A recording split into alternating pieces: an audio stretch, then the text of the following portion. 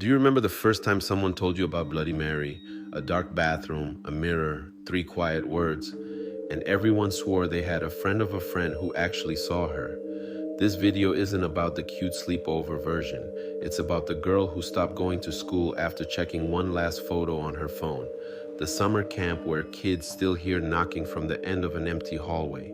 The broken mirror in an abandoned house that keeps showing one extra person in the reflection. For the next 10 minutes, your screen will be your mirror. If you've ever wanted to test the ritual yourself, watch this video to the very end and decide if you're ready to call her by name. Everyone in the neighborhood knows this game. Some heard it at school, some at summer camp, some from an older sister who laughed while telling it, and now only turns the bathroom light off with her phone already on. Stories about Bloody Mary never start with everything was fine. They usually start like this. We just wanted to see if it would actually work. Picture an ordinary American middle school bathroom. Dirty tiles, cloudy mirror, dripping tap. Classes are over, the halls are quiet, just the distant hum of a vending machine. Three kids slip inside, two girls and a boy. One holds a candle stolen from the art room, another grips a phone, just to film in case. They lock the door, click, the light dies. Only the yellow flame remains in the smeared mirror above the sink. One of the girls whispers, nervous, "Come on, hurry. My mom's picking me up." They stand shoulder to shoulder, pale faces stretched by the reflection, candle trembling, the phone recording everything. "Ready?" And they start, first in a whisper, then a little louder. "Bloody Mary, Bloody Mary, Bloody Mary." Nothing on the first name, nothing on the second. On the third, the candle jerks sideways as if someone blew into the flame. One girl almost bursts out laughing. And then the phone she's holding sends a chill through her fingers. For a single frame, between their shoulders, a fourth face appears. Not a girl, not a boy, a woman, too tall for that tiny bathroom, standing right behind them. They don't see her, they're staring at themselves. But the camera sees. Suddenly the light goes out completely, as if someone flipped a switch that doesn't exist. A scream, plastic hitting tile, feet scraping on the floor. A second later, the light is back. They're all alive, all laughing. Nothing happened. That's what they tell everyone later. Until that evening, when one of them opens her gallery and sees a frame she knows she didn't shoot. She's standing alone, candle in hand, empty space on both sides. And in the mirror, a woman's face leans toward her from the other side of the glass. Next week, she stops coming to school.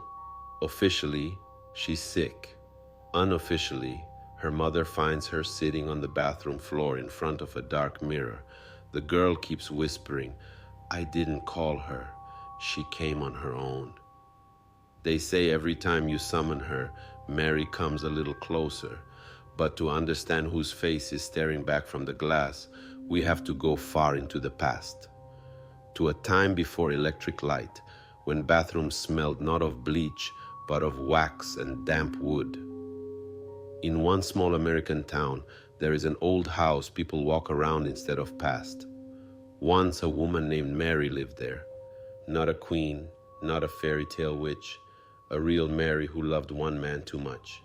He promised to marry her, gave her a small silver hand mirror and said, "If you miss me, look into this. I'll always be near." He never came back. His ship broke apart in a storm, and news of his death arrived months too late. Every night Mary lit a candle, stood before the big wall mirror in her front parlor, and whispered his name like a prayer. Neighbors said they saw flickering light and a moving reflection in her windows when no one else was inside. One night she never blew the candle out. The house caught fire. Almost everything burned, except the wall where the mirror hung. The glass cracked from the heat, but did not shatter. That mirror was found decades later by two teenagers ghost hunting on camera in the ruined house. It stood leaning against the wall, buried under dust and cobwebs. They wiped it with a sleeve, grinned at their reflections, and of course decided to test the legend. They didn't need candles, they had smartphones. On camera, it looked like a dumb challenge. Two idiots in a wrecked living room seriously chanting, "Bloody Mary, Bloody Mary, Bloody Mary." Someone laughs behind the phone. When they posted the clip online, people joked in the comments. Nothing happened. Boring. Until one viewer slowed the video down. At the exact moment the last words leave their lips, a shadow runs along the cracked glass. Not a reflection, not a light flare. As if someone takes a step forward behind the mirror, too close to the inside of the surface. For a single second you can see her profile, a woman's face with hair stuck to her cheek and eyes filled with black emptiness. The video disappears soon after, officially, to protect the author's privacy. Unofficially, one of the boys ends his life months later, leaving a note. She doesn't watch from the mirror.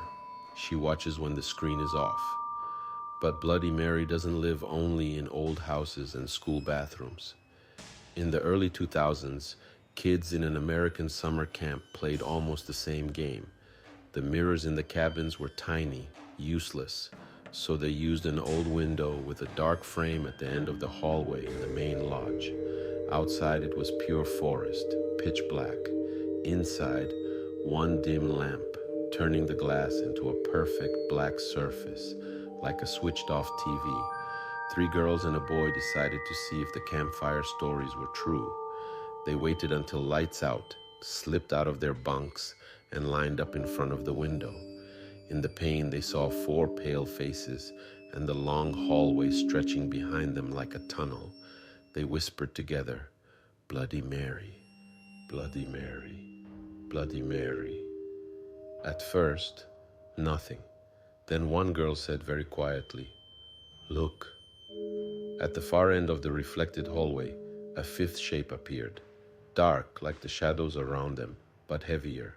It moved only in the reflection. The real hallway was empty. With every breath they took, the figure grew nearer. It didn't walk. It simply became larger in the glass, as if the window itself was dragging it closer.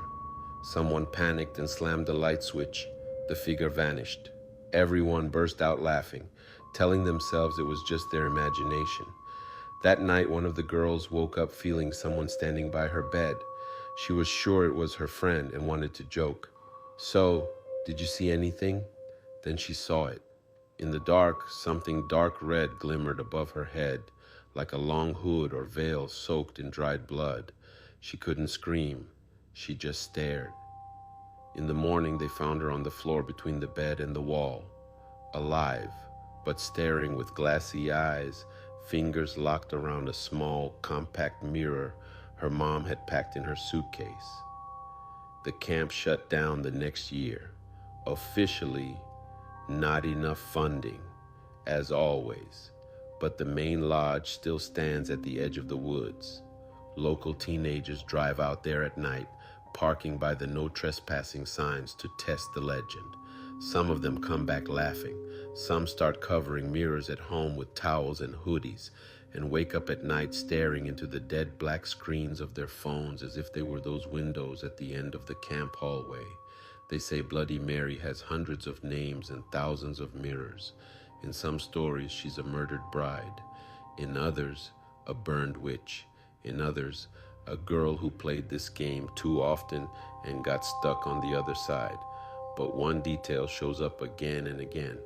Everyone who sees her mentions not just blood and twisted features, but something worse. She looked like me. Not long ago, there was a guy who hated anything paranormal and loved tearing it apart. He ran a channel where he laughed at ghosts in abandoned buildings. When his comments filled up with "Do a Bloody Mary episode," he decided to film the ultimate debunk. He did it properly. Set up 3 cameras in his bathroom, one facing the mirror, one from the side, and one on the ceiling. He turned off the light, lit a small candle, hit record on everything, and stood in front of the glass, smirking. "Come on, Mary," he said, "your minute of fame." Then, without a tremor, he whispered 3 times, "Bloody Mary, Bloody Mary, Bloody Mary." Nothing happened. Nothing at all. He pulled faces in the mirror, blew out the candle, went to his desk to edit another Nothing Here episode. Then he saw it. An extra file on the memory card he hadn't recorded. Same bathroom, same angle. But the video started a full minute before he ever walked in. In the hallway on the video, everything was silent, empty. But in the mirror at the end of the hallway, a figure stood.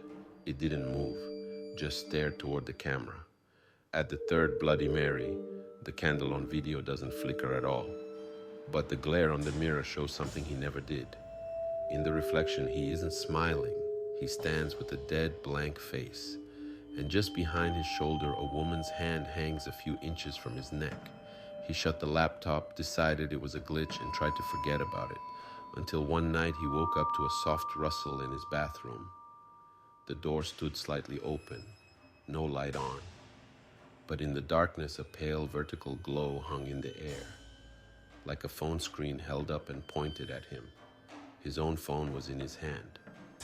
And in the black screen, if you looked closely, you could make out a face behind his, too close to be just a reflection. They say Bloody Mary waits for just one thing. Not candles, not special words, not even midnight. She wants you to hold your gaze on your own reflection just a little longer than usual. Long enough for you to stop recognizing yourself and ask, who's actually looking at me? Right now, while you're listening to this, the screen in front of you is reflecting your face, freezing every movement. Ask yourself, how many times in your life have you almost said her name out loud just out of curiosity? And are you sure that next time you look into a mirror with the lights off, the face staring back will still be you, and not someone who's been waiting for years to finally be called?